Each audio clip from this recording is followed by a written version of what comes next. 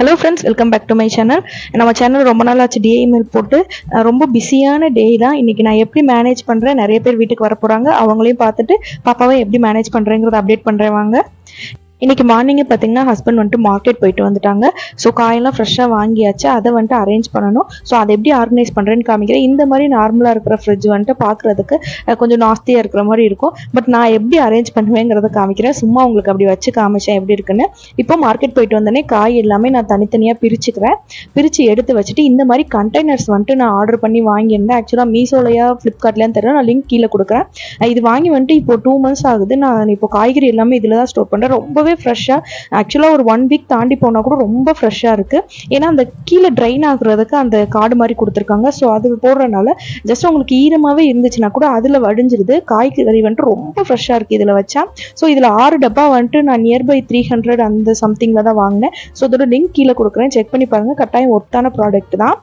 So நான் இப்போ பாருங்க தனித்தனியாக காயெல்லாம் பிரித்து வச்சிருக்கேன். நான் வீக்லி வந்துட்டு பார்த்தீங்கன்னா ஒரு 3 காய் அப்படி வாங்குவேன். ஏன்னா நான்வெஜ்ஜும் நம்ம சேர்த்து எடுப்போம் அப்படிங்கிறனால. ஸோ இந்த மாதிரி நீட்டாக போட்டு வைக்கிறப்போ ஃப்ரிட்ஜ் ரொம்ப நீட்டாக ஆர்கனைஸ் பண்ணுற மாதிரி இருக்கும்.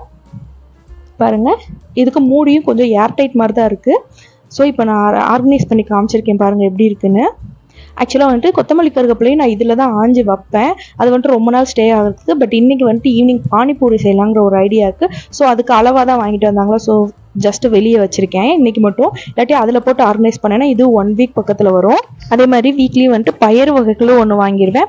தேங்காவும் நான் ஃப்ரிட்ஜுக்குள்ளே தான் வைப்பேன். அப்போ தான் எனக்கு உடச்சி எடுக்கிறதுக்கு வந்துட்டு ஈஸியாக இருக்கும். பட் ஃப்ரிட்ஜில் வைக்கிறப்ப இந்த மாதிரி அந்த இது மேலே குடுமி மேலே இருக்க மாதிரி வச்சிடணும். அப்போ தான் சீக்கிரமாக கெட்டு போகாது. ஆக்சுவலாக ஊர்லேருந்து அன்னபூர்ணா எல்லாரும் வந்திருக்காங்க. ஸோ நம்ம இன்னைக்கு வந்துட்டு நார்மலாக 2 kidsஸை மெயின்டைன் பண்ணுறதை விட இன்னைக்கு வந்துட்டு 4 kidsஸை மெயின்டைன் பண்ணணும் பாப்பாவோட சேர்த்து. இப்போ மார்னிங் எந்திரிச்சதே சிம்பிளாக வந்துட்டு தோசை மட்டும் ஊற்றி கொடுத்துருக்கேன். அவங்களுக்கு இட்லி பிடிச்சி சாப்பிட்றாங்க. இப்படி அப்படியே விளாக கண்டினியூ பண்ணுவோம். எப்படி நான் மேனேஜ் பண்ணுறேன், என்னெல்லாம் சமைக்கிறேன் இன்னைக்கு அப்படிங்கிறத பார்ப்போம். பாப்பாவோட அப்டேட்டும் நான் அப்படியே கொடுக்குறேன். இப்போ வாங்க வீடியோக்குள்ளே போடலாம். மார்னிங் பிரேக்ஃபாஸ்ட் வந்துட்டு தோசை தான். ஸோ பிள்ளைங்க எல்லாருமே சாப்பிட்டுட்டு இருக்காங்க. என் ஹஸ்பண்டும் வீட்டில் தான் இருக்காங்க. பாப்பாவும் முழிச்சு தான் இருக்கு. ஸோ பாருங்க வீடே கஜன்னு இருக்கும். இதுதான் என் அண்ணன் பொண்ணு.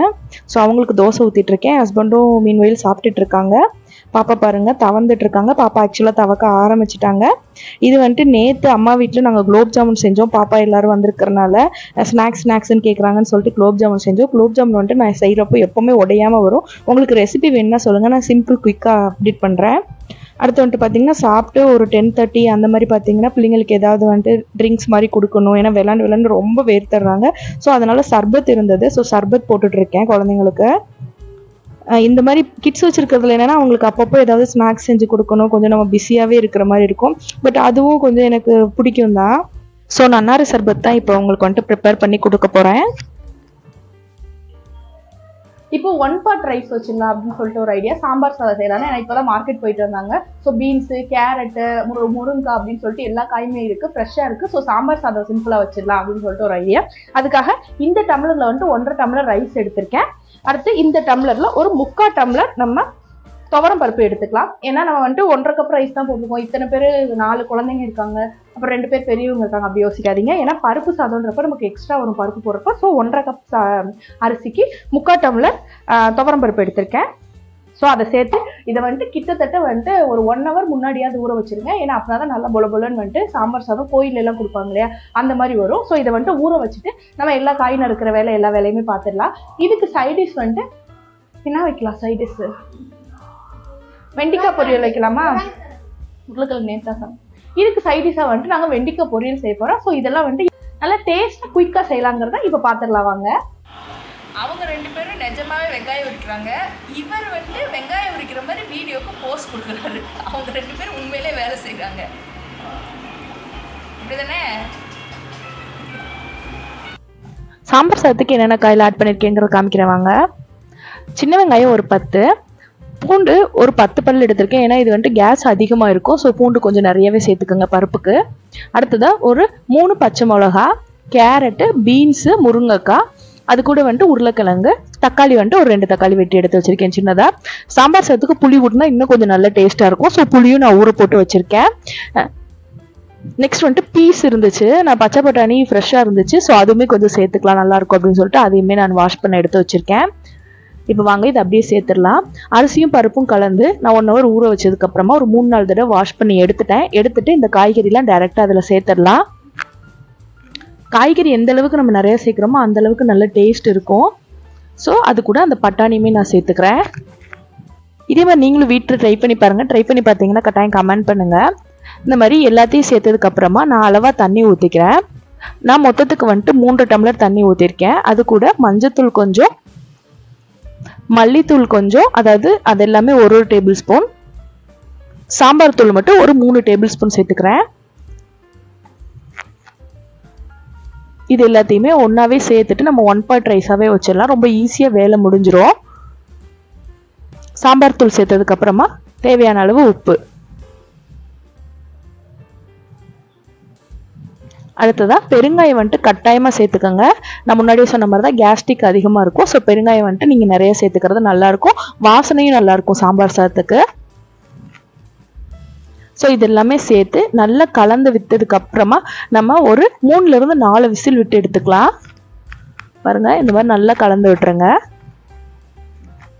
இதை விட சாம்பார் சாதத்துக்கு வந்துட்டு நம்ம ஃப்ரெஷ்ஷாக பொடி அரைச்சோம்னா இன்னுமே டேஸ்ட்டாக இருக்கும். பட் நம்ம பாப்பா எல்லோரும் வச்சுருக்கறனால டக்குன்னு செய்யணும்னு சொல்லி நான் டேரெக்டாகவே போட்டுட்டேன் இந்த பொடியை.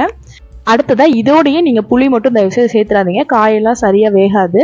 ஸோ புளி ஊறட்டும். நம்ம வந்துட்டு இது விசில் வந்ததுக்கப்புறமா புளி சேர்த்து எடுத்துக்கலாம். இப்போ வெண்டிக்காய் பொரியல் எப்படி சேர்த்துன்னு பார்த்துடலாம் வாங்க. இந்த வெண்டிக்காய் பொரியலுக்கு கொஞ்சம் ஆயில் அதிகமாக இருக்கணும். அப்போ கொஞ்சம் நல்லா மொறுமொறுன்னு டேஸ்ட்டாக செய்யலாம். ஸோ இது வந்து பார்த்திங்கன்னா ஒரு 3 to 4 டேபிள் ஸ்பூன் ஊற்றிருக்கேன் எண்ணெய். நல்லா சட்டி காஞ்சதுக்கப்புறமா நம்ம வெண்டிக்காய் போட்டுக்கலாம்.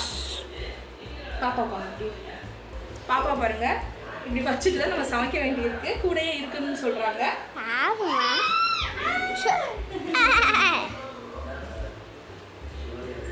இந்த மாதிரி எண்ணெய் நல்லா காஞ்சதுக்கப்புறமா நம்ம வெண்டிக்காய் சேர்த்துக்கலாம்.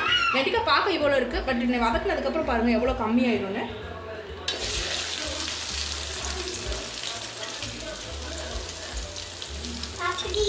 வெண்டிக்காய் போட்டு ஒரு 5 minutes இந்த எண்ணெயிலே நல்லா வதக்கி விட்டுருங்க. வெண்டிக்காய்க்கு தேவையான அளவு உப்பு சேர்த்துக்கோங்க. வெண்டிக்காய் பார்க்க நிறையா இருக்குது, பட் கம்மியாயிடும்னு சொன்னேன் இல்லையா? ஸோ அளவாகவே உப்பு சேர்த்துக்கோங்க. சேர்த்துட்டு இதே இப்படி வதக்கி விட்டுருலாம். உப்பு போடுறப்ப காய் கொஞ்சம் சீக்கிரமாக வெந்துடும்.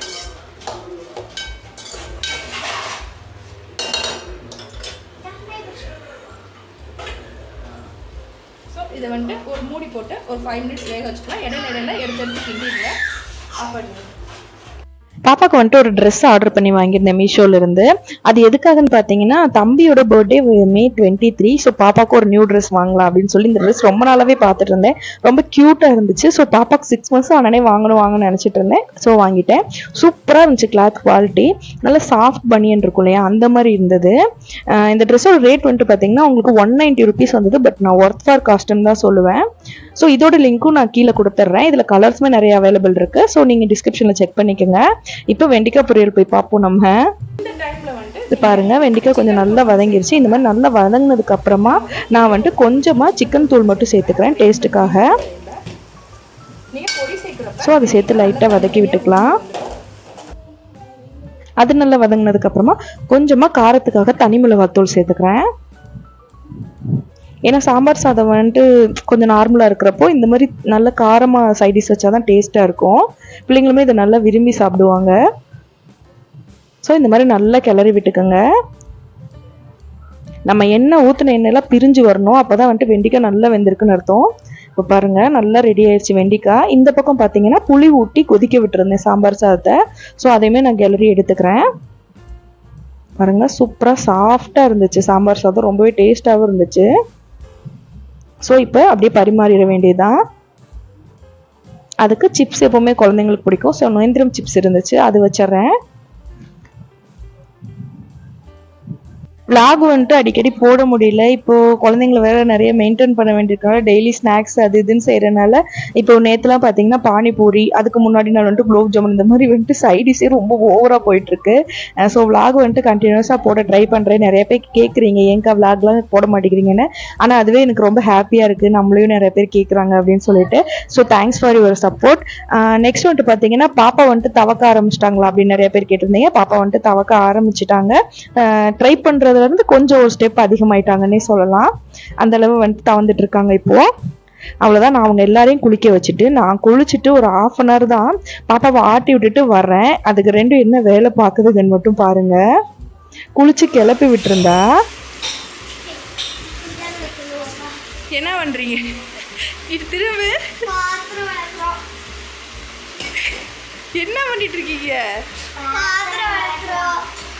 அவங்க பாத்திரம் கழுவி வச்சாலும் நம்ம திரும்ப கழுவணும், அது ஒரு வேலை. பட் இருந்தாலும் நமக்காக செய்யணும்னு அவங்க நினைச்சிருக்காங்க பாத்தீங்களா, அதுதான் எனக்கு ரொம்ப பெருமையா இருந்துச்சு. அப்புறம் திரும்பவும் நான் கழுவிட்டு இருந்தேன் பாத்திரம் எல்லாத்தையும். நீங்க என்ன பண்ணிட்டு இருந்தீங்க இவ்வளவு நேரம்? கையை காமி, கையை காமி, இந்த கை காமி.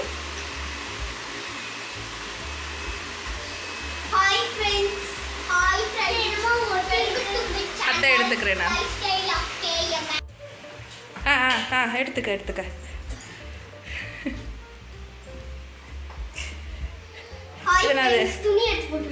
பெரிய வலி உனக்கு, குட்டி ட்ரெஸ் பாப்பா ட்ரெஸ்லாம் உனக்கு.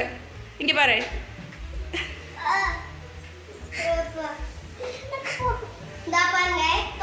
வாஷிங் மிஷின் இப்போ உடைய போகுது.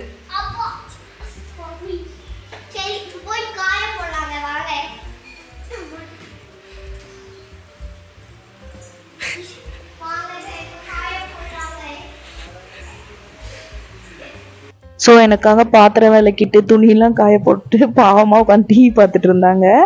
ஸோ அவங்களுக்கு வந்துட்டு மில்க் ஷேக் பண்ணி கொடுக்கலாம் அப்படின்னு சொல்லிட்டு பால் இருந்தது. ஸோ ஈவினிங் காஃபி போட வேணாம் வேர்க்குது அப்படின்னு சொல்லிட்டு மில்க் ஷேக் பண்ணலான்ட்டு நான் ஆல்ரெடி சொன்னேன், நிகில் மஹிலிருந்து மால்ட்லாம் வாங்கியிருந்தேன்னு. ஸோ அதில் செவ்வாழை மால்ட்டும் கேரட் மால்ட்டும் வச்சு நான் மில்க் ஷேக் பண்ண போகிறேன். ஆல்ரெடி நாங்கள் மில்க் ஷேக்லாம் பண்ணி குடிச்சிருக்கோம். அதே மாதிரி குல்ஃபியும் இதில் செஞ்சு பார்த்தோம், சூப்பராக இருந்துச்சு. ஸோ இப்போ ஜில்லுன்னு பால் இருக்குது. ஸோ அதில் நம்ம வந்துட்டு மில்க் ஷேக் போட்டுடலாம். வேறு ஒன்றுமே இல்லை, நம்ம ஜஸ்ட்டு அந்த 2 மால்ட்டையும் சேர்த்துட்டு கொஞ்சமாக ஐஸ் கியூப் வேணும், ஐஸ் கியூப் சேர்த்துட்டு பால் சேர்த்துட்டு அப்படியே மிக்சியில் போட்டு எடுத்துட வேண்டியதாக, வேறு எந்த வேலையும் இல்லை. ஸோ அதை தான் நான் ப்ரிப்பேர் பண்ணிகிட்ருக்கேன். இந்த ப்ராடக்ட் லிங்க் வேணுனாலும் நான் வந்துட்டு டிஸ்பிளேல கொடுக்குறேன். இது வந்துட்டு குழந்தைங்களுக்கு ரொம்ப பிடிச்சிருக்கு. அதான் நான் முன்னாடியே சொன்ன மாதிரி தம்பி வந்துட்டு எதையுமே விரும்பி வேணும் அப்படின்னு கேட்டு வாங்கி சாப்பிடவே மாட்டான், என்ன டேஸ்ட்டாக கொடுத்தாலும் சரி. பட் இந்த நிகில் மகிலோட மால்ட்டு, அந்த சிறுதானிய பவுடரு, அதெல்லாம் வந்துட்டு தம்பி என்னமோ தெரியல ரொம்பவே விரும்பி சாப்பிட்றான். ஸோ அடிக்கடி வந்துட்டு இதுதான் செஞ்சு கொடுத்துட்றது அவங்களுக்கு. வேறு நாட்டு சர்க்கரையோ இல்லை சர்க்கரையோ எதுவுமே நான் ஆட் பண்ணல. அந்த மால்ட்டோட வந்துட்டு ஜஸ்ட்டு பால் சேர்த்துட்டு ஐஸ் கியூப்ஸ் கொஞ்சம் சேர்த்துட்டு நான் கலக்கி கொடுத்துட்டேன். ரொம்ப டேஸ்ட்டாக இருந்தது, நானும் குடித்தேன். இப்போ பாருங்கள், நல்லா இருந்தது. இது நான் காம்போ ஆஃபரில் வாங்கியிருந்தேன். ஆக்சுவலாக இதில் வந்துட்டு செவ்வாழை, கேரட்டு, பீட்ரூட்டு, ஆலுவேரா 3மே வந்திருந்தது. சாரி 4மே வந்திருந்தது. இப்போ பாருங்கள், குடிக்கிச்சு பார்த்துட்டு எப்படி இருக்குன்னு சொல்கிறாங்க. குழந்தைங்க ஒன்று ஃபுல்லாக கம்ப்ளீட் பண்ணாலே நமக்கு ரொம்ப ஹாப்பியாக இருக்கும். ஸோ அவங்களுக்கு ரொம்ப பிடிச்சிருந்ததுன்னு சொன்னாங்க. இது நெக்ஸ்ட்டு நானுமே ட்ரை பண்ணி பார்த்தேன், ரொம்பவே சூப்பராக இருந்தது. இன்றைக்கி 2 ஃப்ளேவர் கலந்துருந்தேன், அதனால் ரொம்ப டிஃப்ரெண்ட்டாக டேஸ்ட் நல்லா இருந்தது, ஸ்வீட்டாக. அவ்வளோதான், அப்படியே நாங்கள் கிளம்ப ஆரம்பிச்சிட்டோம். அவங்களுக்கெல்லாம் மேக்கப் போட்டு விட்டுட்டு இருந்தேன்.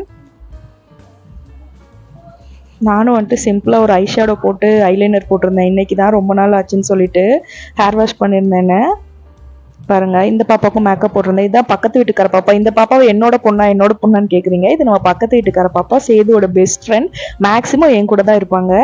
இது என்னோட அண்ணன் பொண்ணு. கொஞ்சம் என்னோட முகஜாட தெரியும்னு நினைக்கிறேன். ஆக்சுவலாக நான் ஒல்லியாக இருந்தப்போ என்னோட முகம் இப்படி தான் இருந்தது. ஸோ அவங்களுக்கு ஐலைனர் அதெல்லாம் போட்டு விட்டுட்டு அம்மா வீட்டுக்கு கிளம்பி போயிட்டோம். பாருங்க, குட்டி பாப்பாவை நான் காமிக்கவே இல்லைன்னு நிறைய பேர் கேட்பீங்க, அதனால தான் லாஸ்ட் ஆட் பண்ணியிருக்கேன்.